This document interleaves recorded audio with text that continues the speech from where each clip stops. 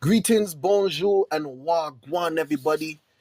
You are hearing my voice and you are seeing what this virtual walking tour would be like of the missing black technofossils here.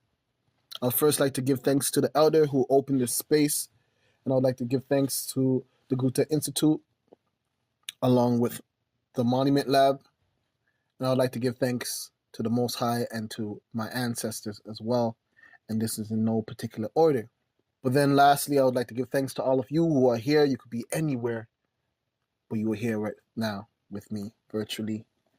And I am excited about it.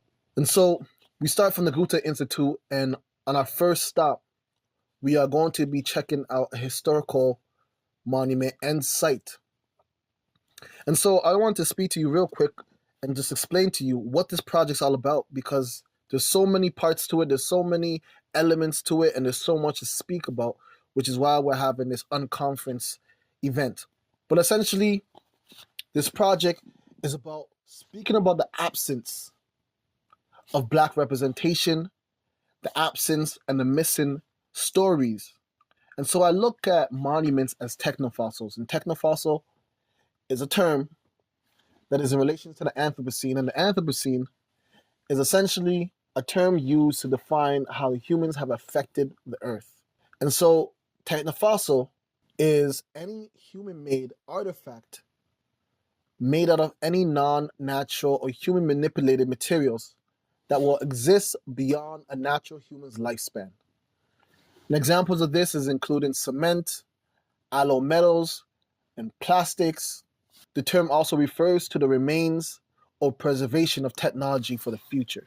When this term was first proposed, we referred to cell phones and electrical devices and electrical technologies that stores data and information. And the idea was a cell phone doesn't decompose.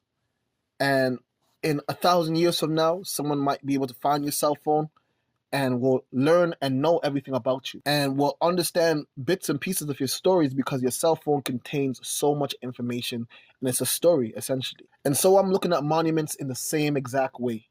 Monuments are time capsules. They are fossils. They are technologies that were created to store information.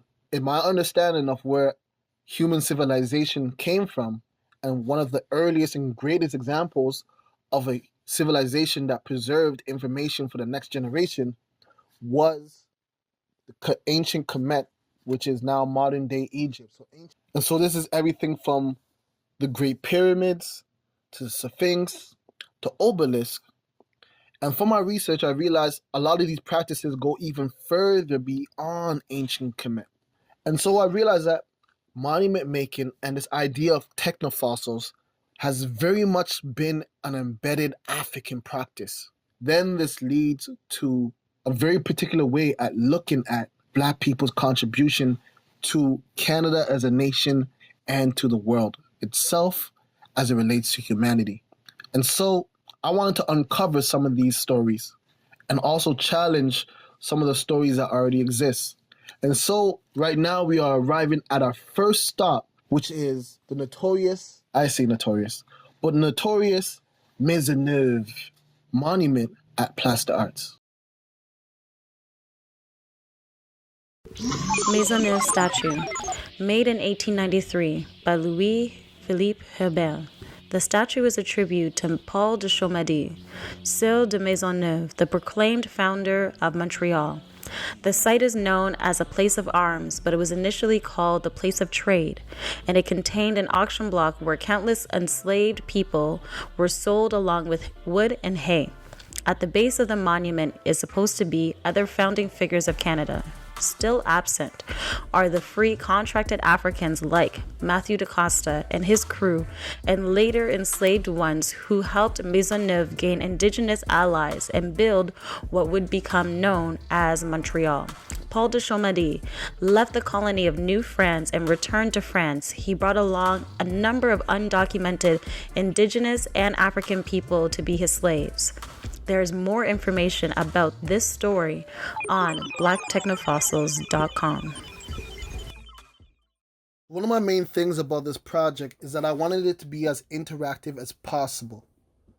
So you're engaging with the already existing histories, the already existing technofossils in society, but then you're also imagineering, you're also speculating, you're also using these tools that I've created in a virtual way to further engage and further interact with public spaces, and it's the hope that this can provoke something. And so I created a platform on and use to help with this ongoing research and ongoing project. But we're going to start off with a basic version, and I want to engage in this space. And so the way that we're going to do that is that I want you to go onto the website, load up the augmented reality piece, or you can download it. And so you can open it directly on your phone. It will only work if your phone is at least a 6th generation iPhone or a Samsung, one of the newer versions. But even if you can't, you can still play around with a 3D version object in the web page. But essentially, to make it work, is you're gonna click this button at the bottom of your browser, and it will go into AR mode. And AR mode means that you can see the camera working in conjunction with it will have the 3D object in the scene. Now, in order to place the 3D object, you have to first point your camera at a flat surface. It could be the stairs, it could be just in front of the monument, and then that's how you place the AR. It will automatically load. And so at this time, I want you to think critically. If we want to engage with history, where would you place this augmented reality piece in relation to the Maisonneuve monument?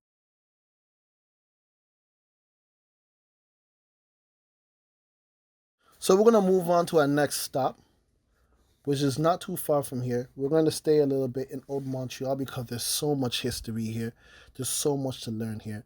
One of the things I want to focus on is, again, being critical about history, being critical about placement, space, and also whose memories are being preserved and whose memory and how these memories being preserved and where. And so it's really interesting that this really important story and this really important ancestor, their story is literally in a back alley behind a justice building. And to me, that is not justice being served to this memory, to this history. We're approaching this art piece now. And I want you to think about, where would you put this augmented reality piece? If you could essentially, literally tell the government where to put a monument to honor the ancestors who face injustice, just like Marie Joseph Angelique did. Past. Place Marie-Joseph Angelique. This site was the location where the enslaved African Marie-Joseph Angelique was tried and executed in 1734. In an attempt to flee her enslavement, she set fire and destroyed several buildings in what is now known as Old Montreal. Angelique's story became a symbol of resilience, resistance, and freedom in Canada. However, what is missing is a permanent public tributary.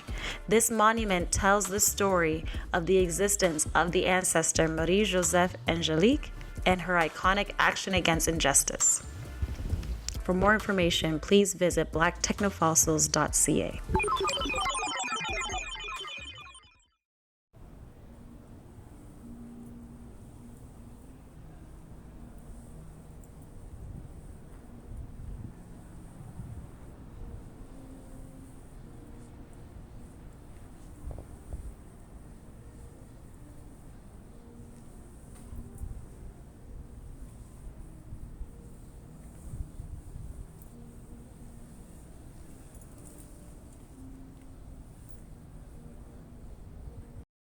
So I know we have a lot of questions percolating from that last stop, and I encourage you to visit the website, email me, post some art pieces of you using the augmented reality art piece, and make some comments, share some hashtags.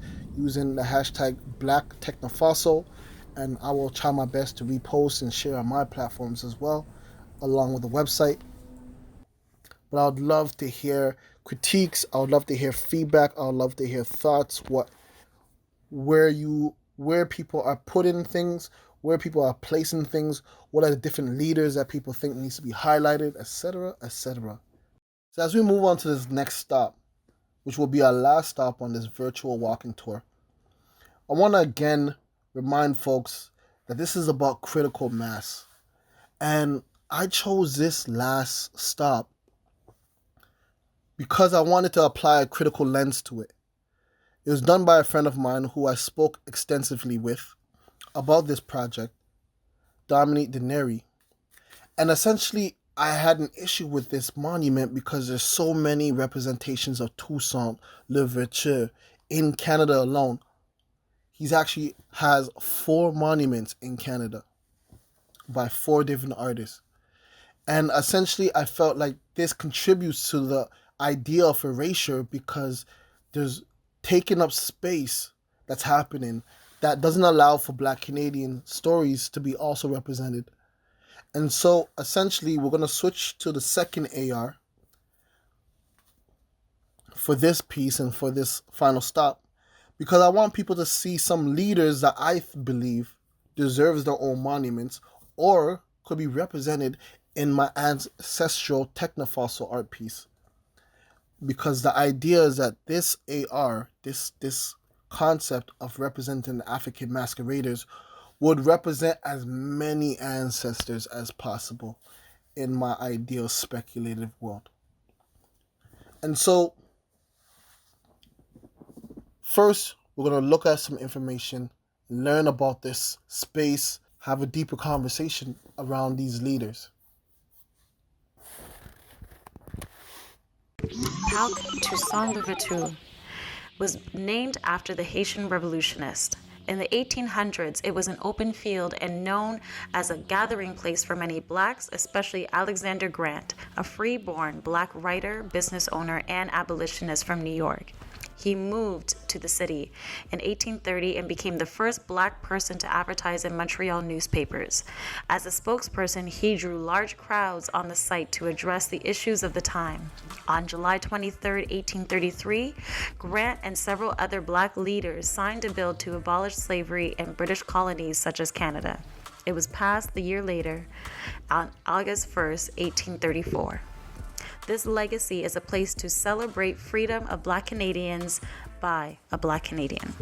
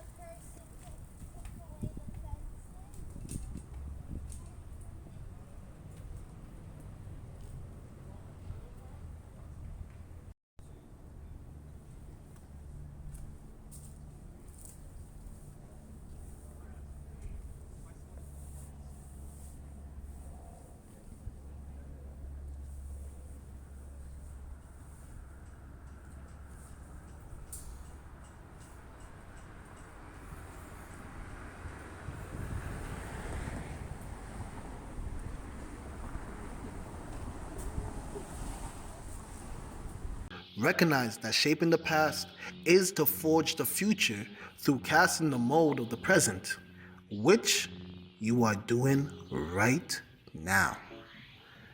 Missing Black Technofossils here looks at absent, erased, and not yet told memories and narratives of Black African Canadians that is not publicly accessible. But together, we can recover some of these unveiled data. Born in 1589, Matthew da Costa was a hired member and translator of the exploring party of Samuel de Champlain that traveled from France to the New World in the early 17th century. He was the first recorded black free person to arrive on the territory of today's Canada. Currently, a public technofossil that illustrates and illuminates this data does not exist. There are no permanent fixtures that capsules the memory, story, and achievement to honor the work and life of an ancestor such as Matthew DaCosta. The past is a mold for the present. Born in 1957, the Right and Honorable Michelle Jean is the first Black Governor General and the 27th Commander-in-Chief of Canada from 2006 to 2010. She is an advocate for Black and Indigenous rights as an avid supporter for the arts and culture as a catalyst for social change. Despite Michelle Jean's achievements, there are no permanent fixtures to honor her as a living ancestor, whose story and achievements speak to her contribution to Canadian and world history. The present and the past forges the possibility of materiality for the future. With a passion for social change, Pharaoh Hamid Freeman is the founder of the One Full Circle organization. OFC is a network of over 15,000 people to connect and unite Black Anglophone and Francophone communities as well as businesses.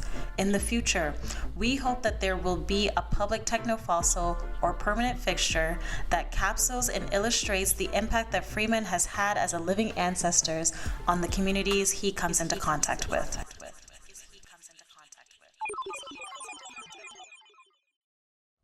So I hope you enjoyed this experience.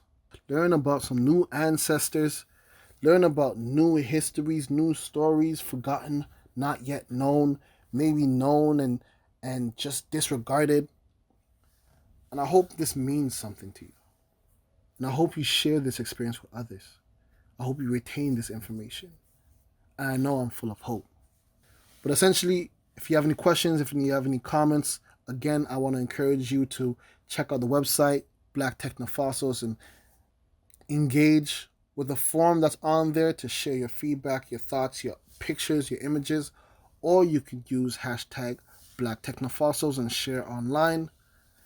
We will try our best to follow the algorithm to share your work on mass scales and platforms.